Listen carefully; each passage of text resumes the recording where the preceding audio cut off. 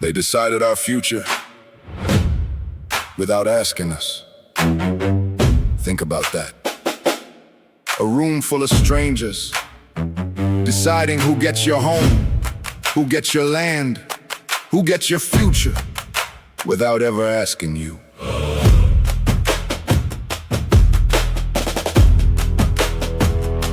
In 1884, they gathered in Berlin. Otto von Bismarck called the conference, and Europe's empires answered.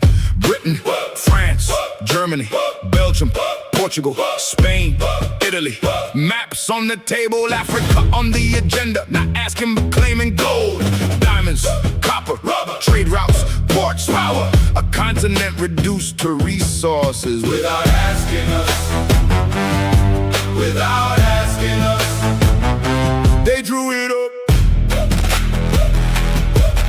without asking us. Without asking us, we still live it up. They looked at Africa like a business deal, like a prize, like a cake waiting to be divided. But Africa was never a cake. Africa was home, home to kingdoms, home to nations, home to millions of lives. The Zulu Kingdom, the Ashanti Empire, the Sokoto Caliphate, Ethiopia. Yet not one African leader sat at that table, not one African kingdom cast a vote, not one African voice was heard. Still, they unfolded maps, made claims, wrote rules, drew borders, not by language, not by culture, not by history, by their interests.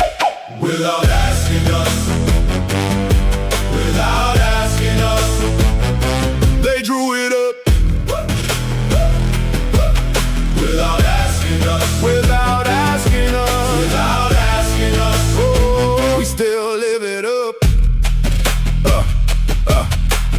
Gold in Ghana, diamonds across southern Africa, copper in Zambia and the Congo, rubber in the forest, palm oil in West Africa, rivers, ports, trade routes, power. They saw wealth beneath the soil, but too often ignored the people above it. Yet Africa resisted, Sechwayo resisted, Samori Toure resisted, warriors fought, kings fought, queens fought. And at Adwa, Ethiopia reminded the world that Africa would not bow quietly, because Africa was never empty, never silent, never willing.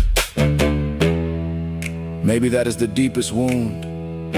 Not simply that they came, not simply that they took, but that they believed they had the right to decide. The conference ended, the maps were folded, the delegates went home, but Africa remained living with the consequences. Borders that ignored nations, borders that divided families, borders that reshaped generations. Without asking us, without asking us, without asking us, they drew it up. Without asking us, without asking us, without asking us, we still live it up. The men in Berlin are gone, but their decisions still echo across Africa.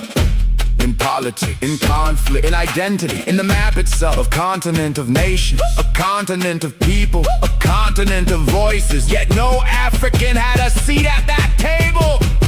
That is why 1884 still matters.